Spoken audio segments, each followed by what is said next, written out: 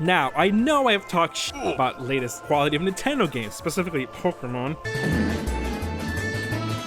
But did you see that direct? Metroid friggin' Prime Remaster is a shadow drop out of nowhere. Hey, look at Randy Orton slithering. Watch out, watch out, watch out, watch out! Which was also the very first GameCube game ever played at a Toys R Us demo machine back in 2001. Damn, I'm spilling the age. My old age here.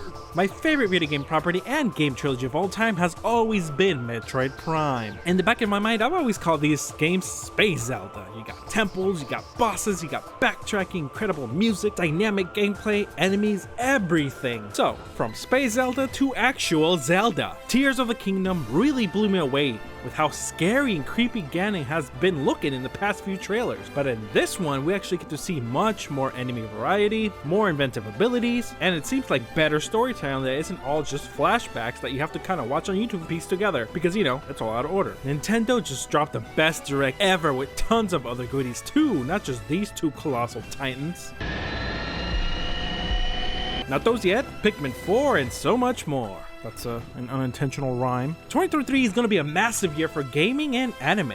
Now I am looking at you, Attack on Titan Final Season Part 3, first half, and later in the year, Attack on Titan Season 3, second half. God damn, it's hard to be an anime only. It's so hard. Okay, back to gaming. If you somehow haven't played Metroid Prime, get on that remastered copy right now. Not only is it a freaking remastered, and it's not just an upscale, it's nearly like a remake at the same time. With such a huge overhaul of the textures and backgrounds, it looks incredible. There's no comparison here. And even back then, the game looked great at the time. But imagine now with modern graphics, this just looks amazing. And it's only $40. So if you've never played Metroid Prime, get your ass in line and make the time. Oh, I like that. I think I'm keeping it. Just look at how great it looks. Sheesh.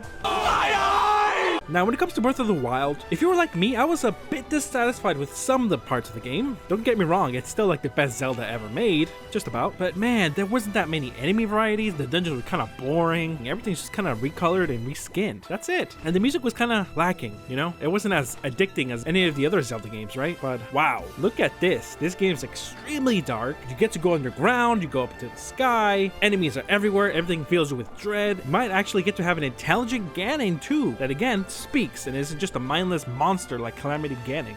This kingdom and her allies leave no survivors.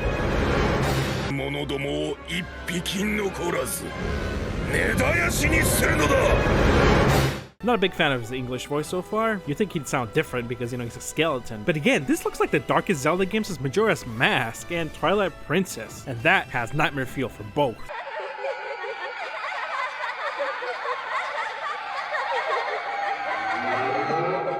Hey, yo, what the fuck?